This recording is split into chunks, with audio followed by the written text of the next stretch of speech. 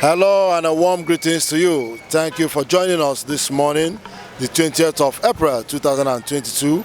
We are here for the vendor corner on Universal Heritage Television Naija, and we are presently located at the Maris Junction, Ikenebu, Owerri. That's where we're going to be doing the program this morning. You can see the vendor stand here. The papers are all there, and we're going to be looking at the headlines and know what they say. I am your host, Aku Obidimma. Keep watching. As usual, we are going to be starting with the local papers as we have them this morning. So and I have with me here two gentlemen who are going to be analyzing the papers with me, members of the Free Readers Association of Nigeria, as we are. Let them tell you their names. Joe, tell us your name. Oh, my name is Ikenna Ono. I'm a journalist. And I'm Chebondo Chebo from Civil Society. so they are the two gentlemen that are going to be analyzing issues with me this morning. The sun is quite intensive, but we're still going to go on. All right, let's start with the local papers here. Let me see. This is News Point.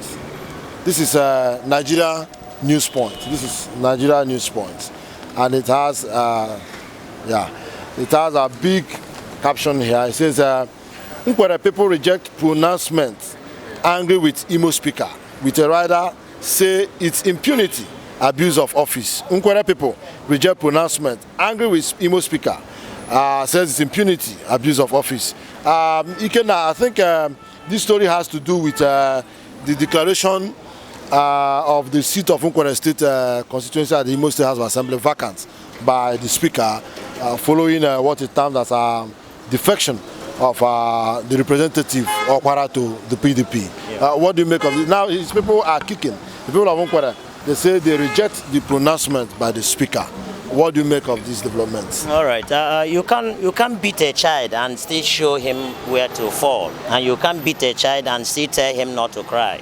You know, Obinna Okwara Honorable is actually before now represented Nkwere State constituency, and just because he defected from the ruling party to the main opposition party, the People's Democratic Party, couldn't have been the reason why his seat should be declared vacant, because even those who declared his seat vacant had before now jumped from one party to another. So they're supposed to declare their own seat vacant before that of Obinna Okwara, because he who comes to equity must come with clean hands. And because of that, I am not really, I want to toe the same line with the people of Nkwere.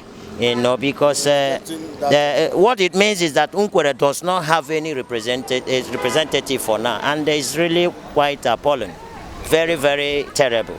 Okay, Chebondo, you heard that Nkwere people reject pronouncements over the declaration of the seats vacant by the Speaker following Obinna Okwara's defection to the PDP. Yeah, actually, I will not dwell on the declaration of the seat vacant on itself, but the outcome of it.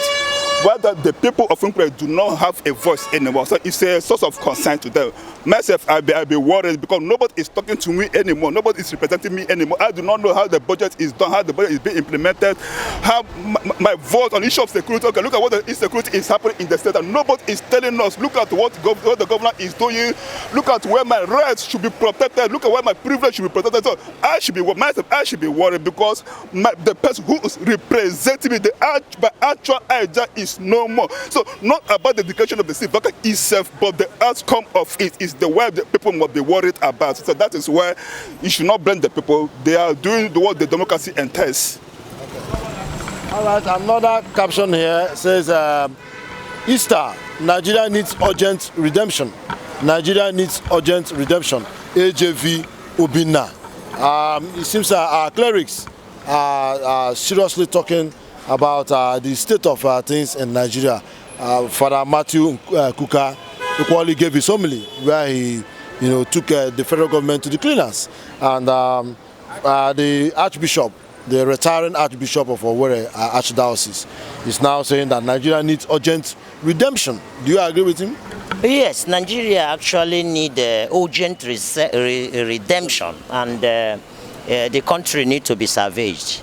If you look at Easter, that's supposed to be something that people will be rejoicing in. Easter this year was full of bloodshed everywhere, Black Sunday, Black Monday, and I think this is not how Easter was designed to be. The problem is that those who are governing the state and our society have really failed, because the Constitution specifies that one of the major fundamental human rights is life, and when someone loses his life, there is no way that person will enjoy other rights. So when a government fails to protect the lives and properties of the people, it shows that that government has failed woefully. And I don't want to be calling names of political parties, but I want to tell you that what we are into today is not really governance. It is a jungle, it's a jungle way. And this is not really okay for Nigerians.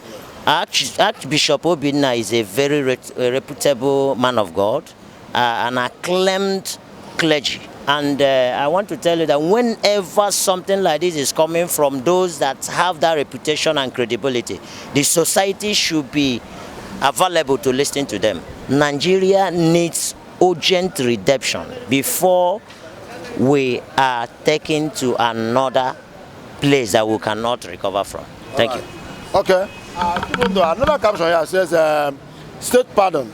Is Buhari telling Nigerians stealing public funds is normal? State pardon. Is Buhari telling Nigerians stealing public funds is normal? That's about the pardoning of Yame and Darie. And Joshua Darie, former governors of Plateau State and Taraba State respectively. When I heard this last year, it was really a shame. I really wept for this country.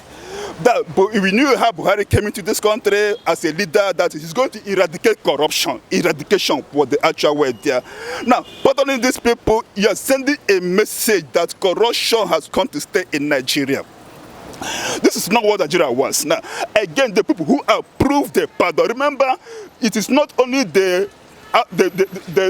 title of the president to pardon ex-convicts, but the council of the state will give approval. Yeah, the president has conceived it, but when the council of state rejects it, people who were there, former president Jonathan was there, former president Gowon was there, former president Abu Salim was there, they could have rejected and said, no, we have issues in this country, issues of insecurity, issue of unemployment, issue of murder, issue of inflation. Let us dwell on these issues. This pardoning, this corrupt officials, these are not the issues Nigeria wants at a moment. It's not a priority.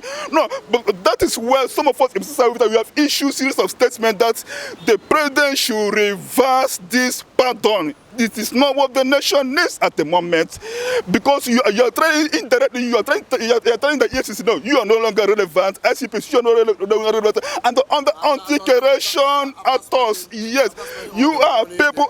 Remember the kind of money it takes to investigate, to prosecute.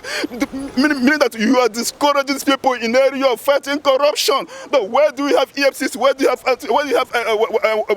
ICPC? Now you are sending message again to the serving government. No, go ahead, steal the money. If you are in prison for 2 or 3 years, we are going to give you a pardon. That is the message that not only the president, but the Council of State is sending. Remember the makeup of this Council of State: 7 governors, Chief Justice of Nigeria, and former heads of state. It's wrong. It's wrong. It's a shame to the progress of this country. It's a real setback to democracy. It's a real setback to fight against corruption. That's the news point there.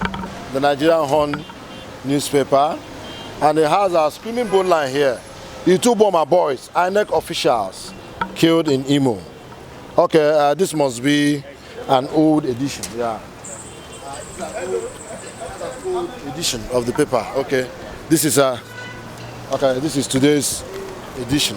This is the current edition of the paper, and it has this caption here. Uzodinma laments wicked politician. But before then, if you look at the picture here. If you look at the picture here, you see Mrs. Akeredolu, the wife of the Ondo State governor, who is vying for the senatorial seat of Owerri Zone, and that's Imo East Senatorial District. And then by her side here, you see Senator Samuel Anyanwu, the National Secretary of PDP, who is also the former representative of Imo East Senatorial District. So by their interaction here, it does seem probably somebody is passing power to the other. One may say because somebody was a very charismatic and vocal representative of the zone, and Akeredolu's wife is now coming. Maybe she wants to take the baton from Sam Daddy Anyanwu. But let's look at the headlines here. It says, Uzodinma laments wicked politicians holding Imo captive. Uzodinma laments wicked politicians holding Imo captive. Says APC members targets of attack. APC members targets of attack. What do you make of the governor's insinuation?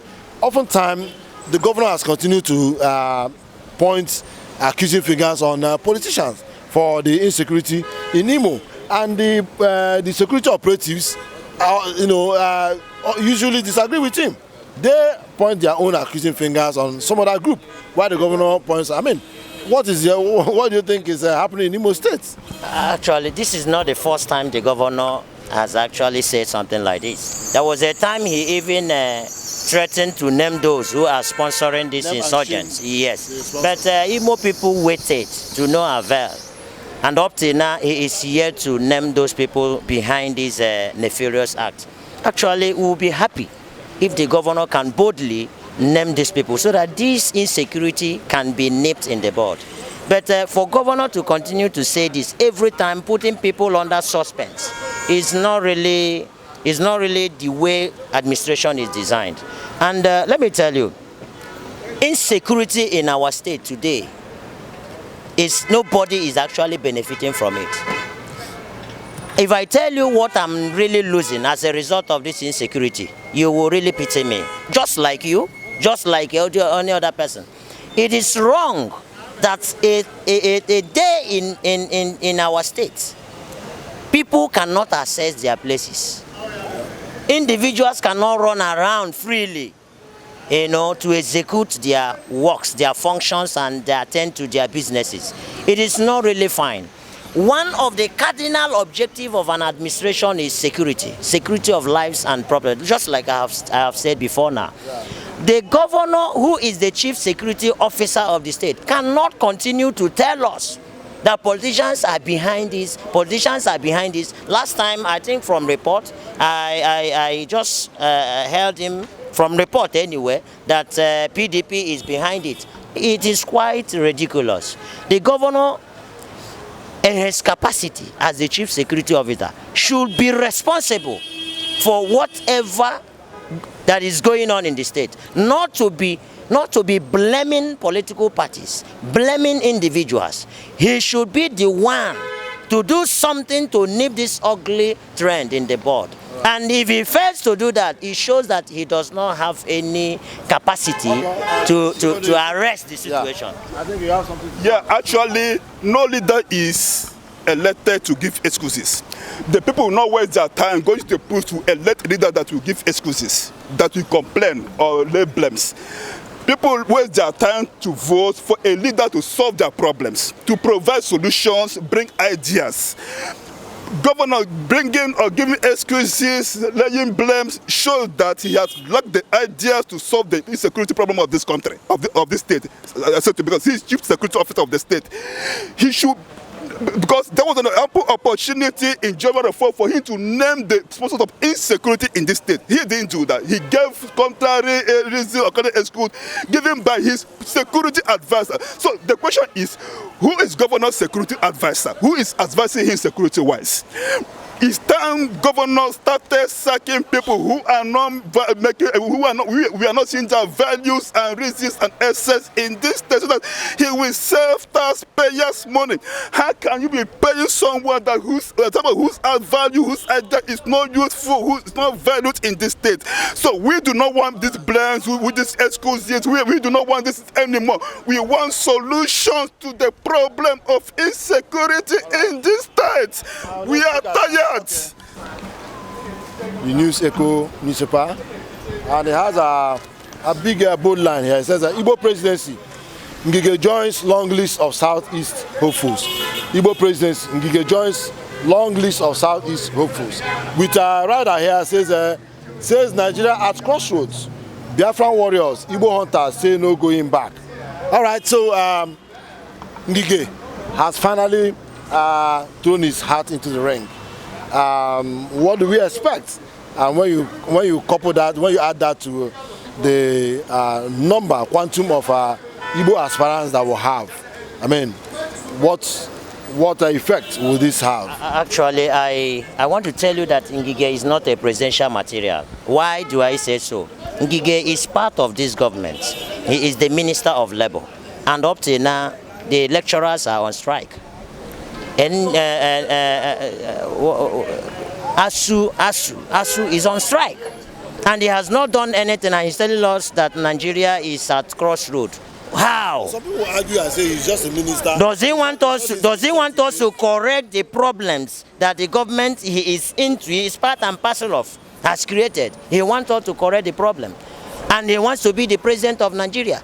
What effort has Ngige made to ensure that lecturers go back to the classrooms?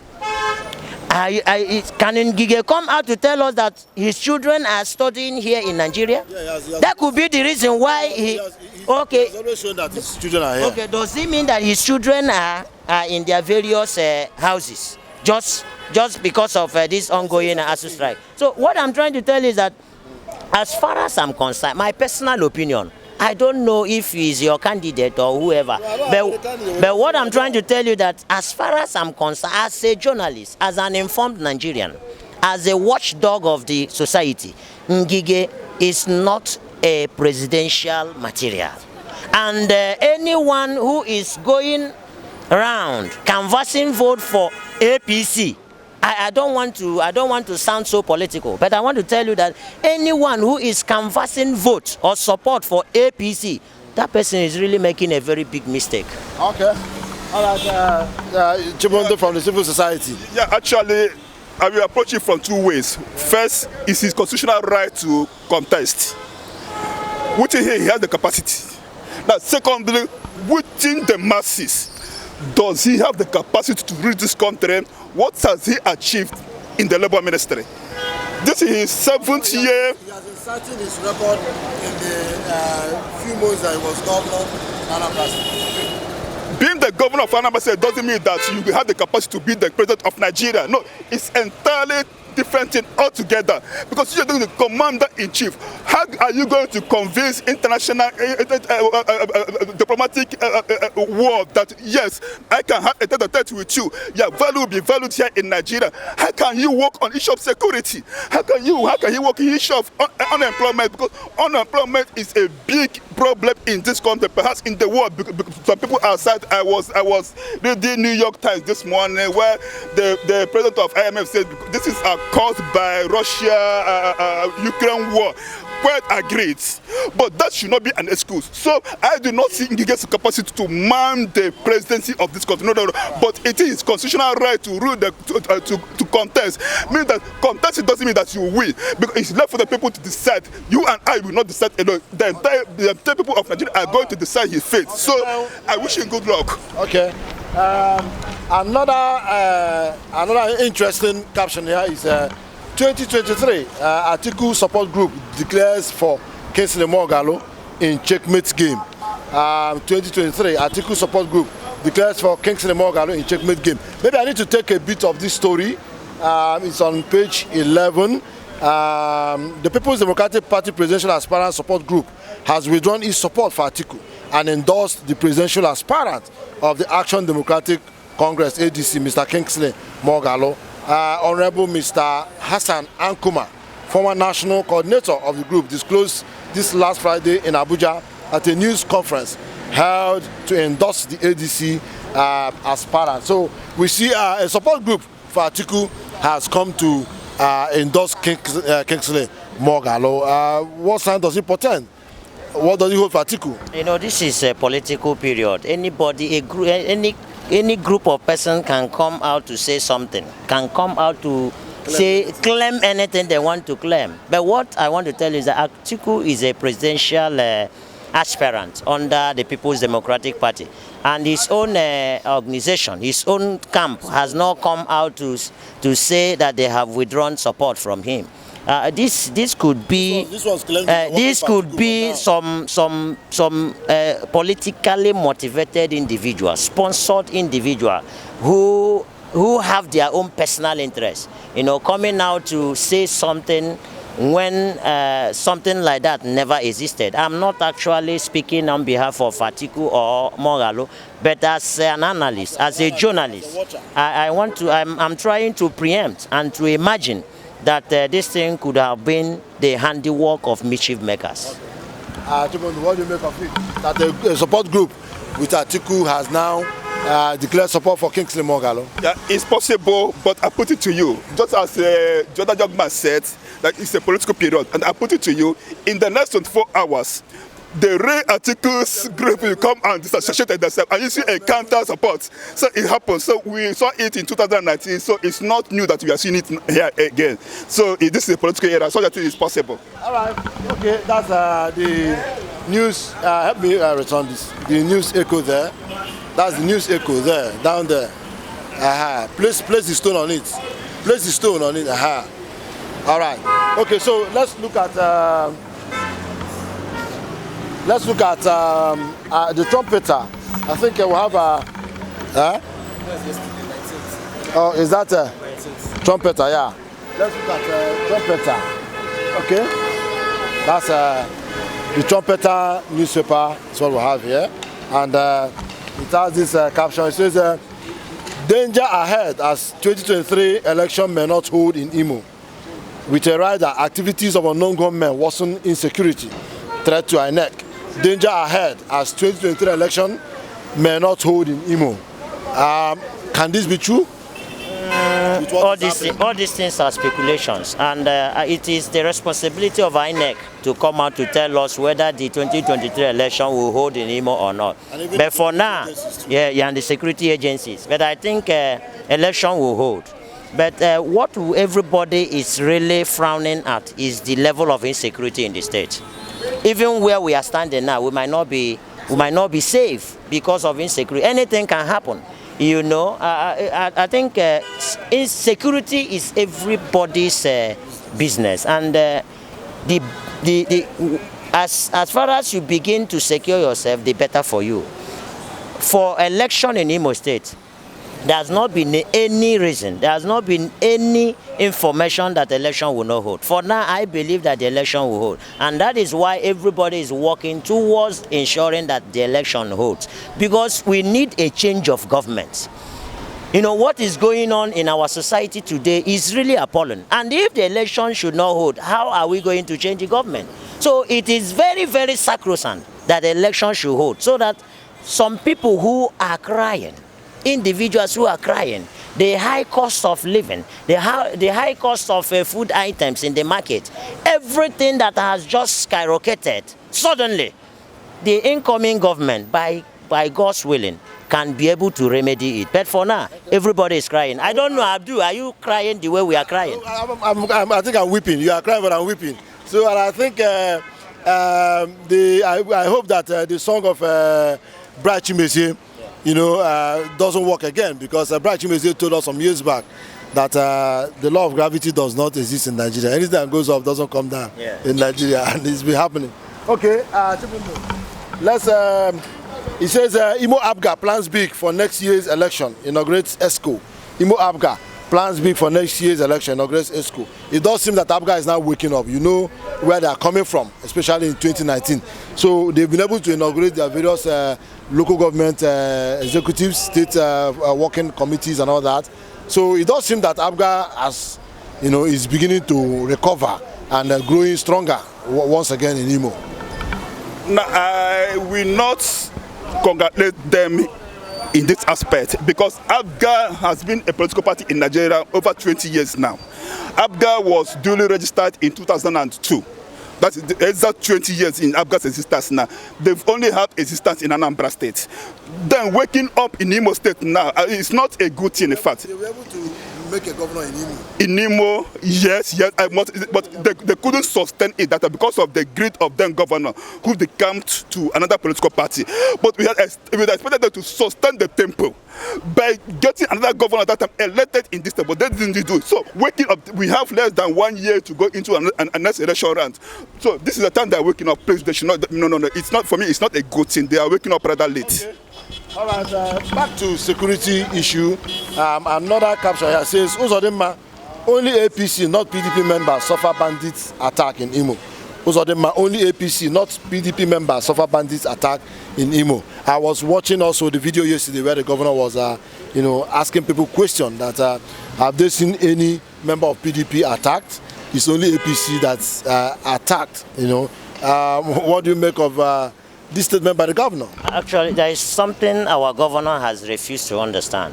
That once you are elected a governor, you are no longer a governor of a party. You are a governor of the state.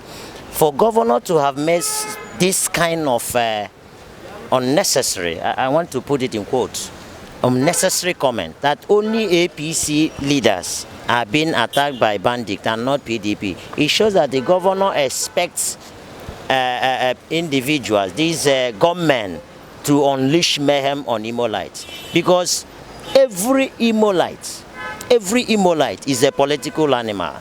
And what it means is that these people who are doing this are human beings. They are not animals. Yes. And the governor, as the chief security officer, just like I have said, is supposed to have done something to remedy this situation. He should not be blaming individuals. He should not be inciting gunmen or anybody against any other person, because everybody is under the leadership of the governor. His role is to protect everyone, not to incite individuals against the other. The governor, for saying this, shows that he has failed. It shows that the governor does not have any other avenue to remedy this situation, because he shouldn't have come out in the public and on an Easter Sunday to have made this type of comment in a church. There is also a report that he was even blaming Christians for killing Christians. That all these things, I think one of the reports, have been done by Christians, have been perpetrated by Christians. So the governor shouldn't have done that. His role is to protect the lives and properties of every Imolite, and not to have a cartel, and not to have a group. Every Imolite is under the leadership of the governor. We don't have two governors in the state. We have only one. Yes. Actually, I want to say something here. I said that there are certain statements you should not be making. Saying that it's only APC people that have received the onslaught of unknown government is highly ungovernmentarian. He should have made that statement. Just on Sunday, a musician was killed in this state. Somebody from a poor family was killed. Was he an APC member? The Anek man who died in Hituba was an APC member. Somebody who died in Isalambano early in the year or late last year was an APC member. So certain things are not clear. That is what I said. Who is advising our governor security-wise? Who is really advising him? And then again, he has said, now PDP is the one sponsoring, opposition is the one. He was particular on PDP. PDP is the one sponsoring the insecurity in this state. Now PDP is campaigning hard to win the next election. If PDP is really the one sponsoring insecurity in this state, would there be election in this state? Then why is PDP campaigning? The campaign is of no use now. So governor must make a statement that must in line with security, that must buy with security, independent security report, not a security report that is biased. So this one is highly biased and ungovernmentarian. Okay, that's the much we'll take from the Trumpeter Newspaper. Matthew Kuka of Sokoto Archdiocese came out taking the federal government to the cleaners, accusing the president of dividing the country, of treating terrorists and bandits with kid gloves and all that. And then the presidency fired back and they said, please drop your castle and join politics. And yesterday on Arise TV, the man, like the paper reporter, was adamant. And in fact, he threw a challenge to Garba Mohammed and Garba Shehu and Femi Adesina, asking them to, come for a debate. Let them debate on Nigerian issues. So, what do you make of Father Kuka's position? Archbishop Kuka has been so outspoken. He's a man that doesn't allow evil to trend for a while. That is why whenever something is going wrong, he comes out on time to speak against it. Let me tell you, the only evidence to know a government that is not working is a government that refuses to accept advice. That is the only way to identify an individual and a government that is not doing well. If you are doing well, government belongs to everybody. Government is inanimate. It belongs to individuals who are animate. So Kuka is part of government. By virtue of the fact that he's a Nigerian, he is under the leadership of the government of the country. So Kuka, in his position as a bishop, has the fundamental human right to express his feelings as an elder statesman, as a clergy, and as a preacher of the gospel. When something is going wrong, it is his sole responsibility as a leader to speak against evil. And so many times, Kuka has actually come out to commend governments when necessary. Yeah, when necessary. Like when the president denied assent to the Electoral Act, citing the issue of consensus. Yes, Kuka supported. He came out and supported it. Kuka supported it. Did the opposition parties criticize Kuka for supporting the programs of the ruling party? So why should the ruling party now come out and tackle a man that has always remained firm? So that shows that the government has refused to accept advice. And when a child refuses to accept advice from the father, that child is heading to what? Destruction. Okay, what's your take for that Kuka? Yeah. Adamant on his position. Kuka is speaking because he's a clergyman. He's speaking because he has millions of people. And coming. This is not the first time we've had a clergyman speaking. Desmond Tutu spoke against bad governance in South Africa. Reverend Martin Luther King spoke against bad governance in America. So leaders from the Catholic Church, leaders from the church, they should be speaking. So I suppose Kuka. Now remember, in 2014, Kuka was even speaking, and then APC, who was in opposition, was supporting Kuka. Now, why have they changed now? And remember, Kuka is still speaking power to the truth. They commended Kuka for speaking power to the truth, but speaking against injustice, speaking against marginalization, rising costs of food and other items in the country. Why are they attacking Kuka? Because Kuka is speaking truth to the same power he spoke truth to in 2014. So we commend the Kuka. He should be speaking, because many some people are supporting him, because this is the person that every day is sure people are coming to him begging, people are coming to him crying that people are loved one to his death because of insecurity, we cannot go to farm again. But he is closer to the people than this government. So I support him speaking. Okay, okay. Another caption here says the IPOB unmasked government sponsors places bounty on fake ESN.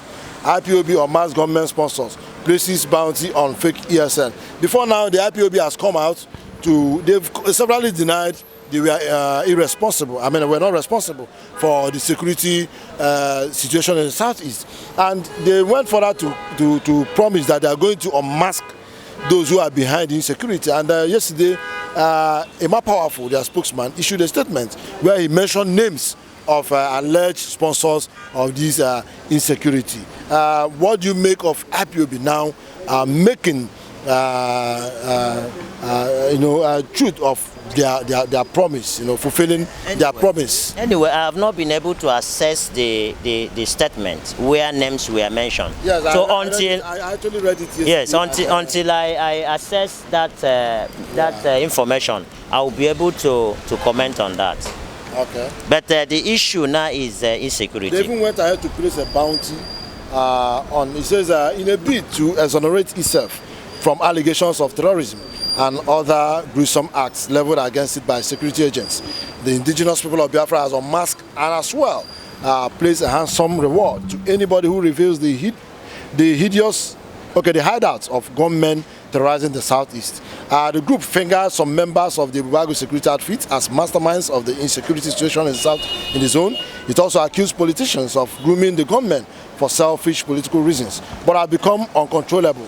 IPOB, in a statement by its spokesman, Emma Powerful, gave the name of the sponsors and fake members of the ESN as one Nigeria, Sky from Umutanze, 2 men from Umona, Wasara, commander from Amago, Gezek, Akereko, Ata, No One, Double Lion and Uru. The group urged members of the public to report the underlisted names to it for prompt action. These people mentioned above are behind the criminalities going on in these communities, including kidnapping, car snatching and rape. IPOB is hereby declaring them wanted, and anybody who can give useful information about them will get a handsome reward. That's IPOB speaking. All right, this is the responsibility of the security agent to unravel these people and investigate and find out if this information, they know how to handle it, and they should go about handling it and getting enough information and arresting those who are behind it and prosecuting them. Okay. So that is the responsibility of the security agencies. Okay. Let's look at the nation. Yeah, let's look at the nation. The nation. This day. Yeah, we are coming to this day after nation. This is the Nation newspaper, and it has a big bold line here, headline here. It says, "Battle for PDP ticket hots up as nomination closes today." Battle for PDP ticket hots up as nomination closes today.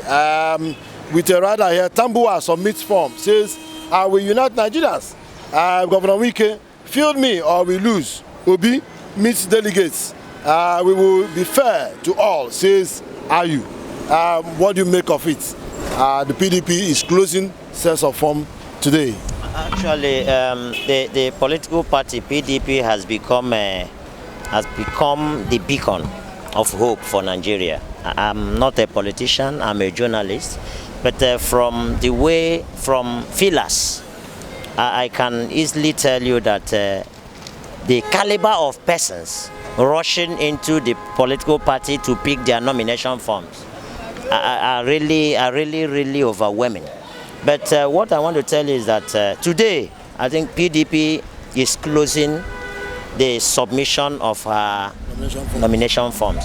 That is part of their roots. Do you think they'll be able to manage the number of so heavy persons that have purchased forms for their presidential tickets? Yes. It's a political party, an organized political party. They are in a position to handle it and organize it.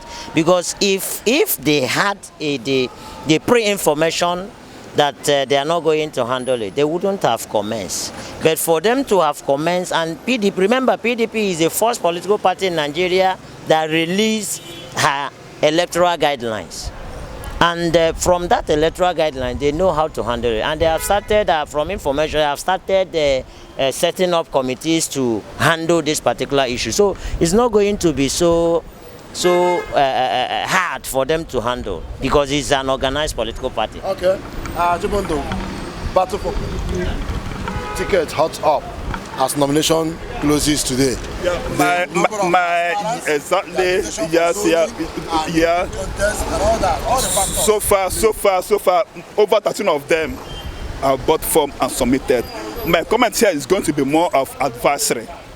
The PDP must not present a candidate that can give out money. PDP must not present a candidate who is rich. PDP must not present a candidate who can give delegates millions of naira for vote. PDP must present a candidate that will suit the taste of Nigerians. Because after meeting with PDP people, they have Nigerians to face. Because Nigerians are the final arbiter here. Not the PDP chairman, not the PDP secretary, not the PDP governors, but Nigerians. And the decision of Nigerians is final, not that of other governors or other candidates. Please, that is what I say. Let them present a candidate that will suit the test of Nigerians. Please, that is my advice. All right, okay. That's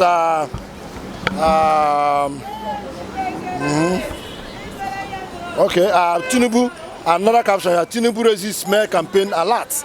Tinubu raises smear campaign alert. There's been this since Vice President Oshibanjo declared for presidency. There's been this attack. You know, sometimes it gets dirty between Tinubu and Oshibanjo. You know, especially in the southwest, and I'm sure that's why Tinubu is raising smear campaign alert. Do you think they have option to play this in, you know, cleaner than the way they are doing? Like I've always told you, this is political era.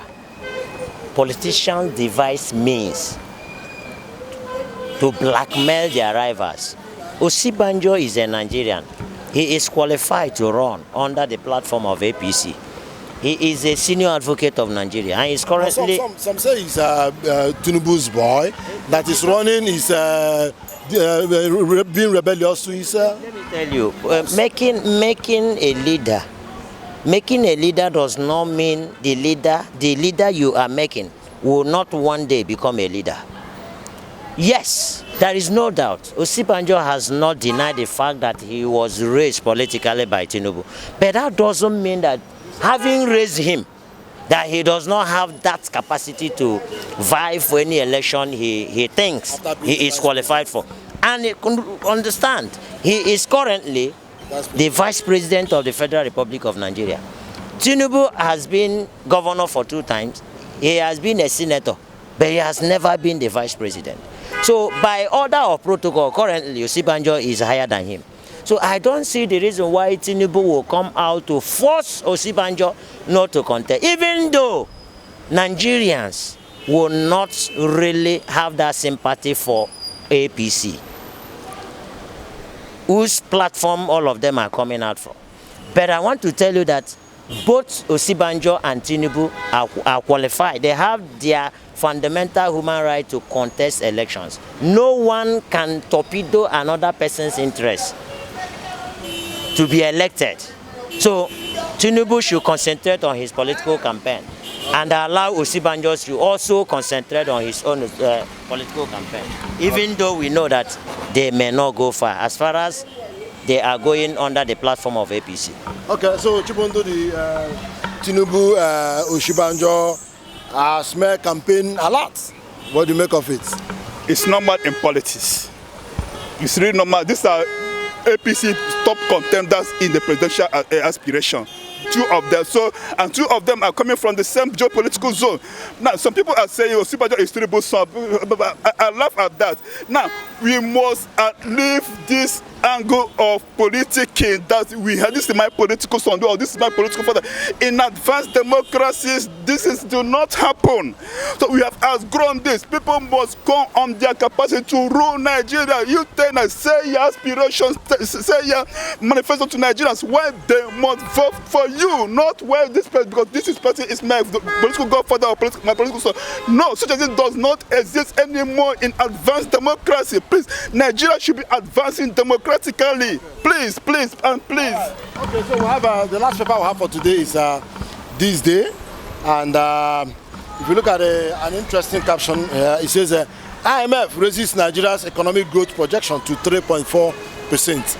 IMF raises Nigeria's economic growth projection to 3.4%, which rather hails country's non-oil sector growth momentum. What do you make of this? We are seeing the economy being rated high here, but does that reflect to the reality on ground? It is, the Nigerian economy presently is very terrible. Why? 1,000 naira, which is the highest currency in Nigeria, once 1 kobo or 10 naira is removed from 1,000 naira, it becomes valueless. For you to have a good plate of breakfast or lunch or dinner in Nigeria today, you must budget at least 2,000 to 4,000 naira.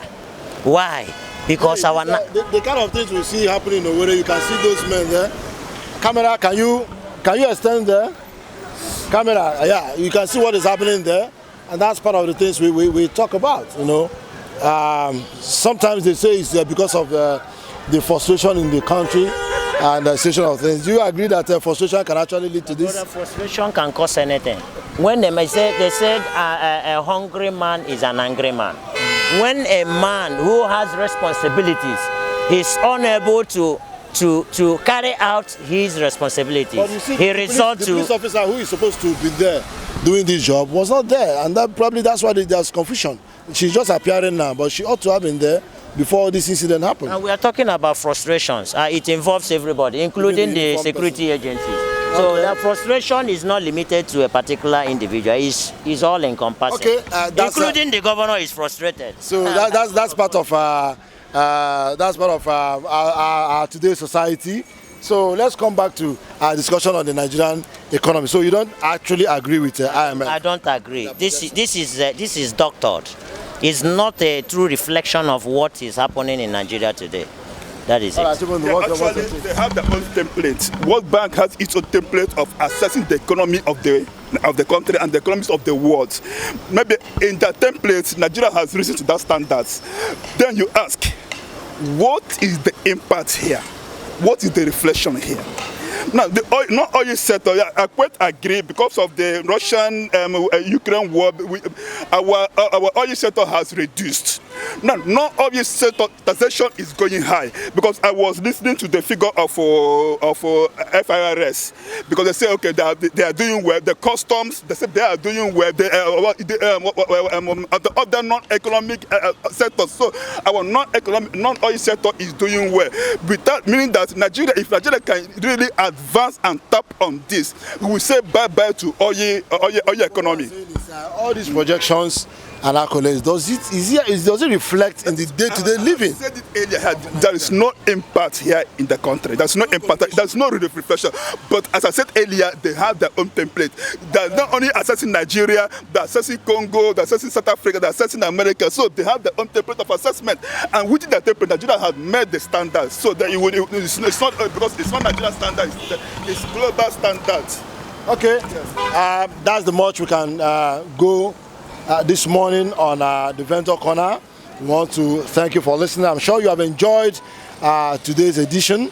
We are here, like we said, at the Maris Junction in Ikenebu, Owerri. And our vendor man, okay, he's not here. Has he gone out? Okay, the vendor man has gone out. Okay, we appreciate the vendor who allowed us to use his stand this morning. And I want to appreciate my two of my friends here who did this analysis with me. I want to appreciate my brother. Tell us your name again. I'm a journalist and a public relations consultant. Thank you for being our guest this morning, and thank you to the man from the civil side. Tell us your name again. Chebo. We are grateful, and we hope that subsequently, when next we call you, that you also will be there to answer us. All right, dear listener, we'll be signing off now. Okay, vendor. We call you, come. That's the vendor that allowed us to use his stand this morning, and we are grateful to him. We want to thank you for allowing us to use here for our press review this morning. Tell us your name.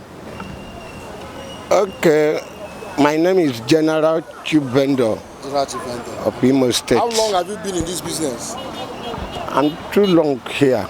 So about, let me say about 40-something years really? Now. Wow. And using this paper, you see here, I got about 4 graduates. Wow. Having building in this town. Yes. Kudos. Okay, that's quite inspiring, and I hope our young people are listening to him. He's used this business to train 4 graduates who are doing very well now. According to him, he's been in this business for over 40 years. So life is not all about fast money and get rich today and die tomorrow. All right, thank you, sir, for allowing us. Okay. Okay. All right, we want to once again thank you for listening. I'm Obidi Mark, your host, and I will be back tomorrow morning for another edition. Until I come that time, bye-bye.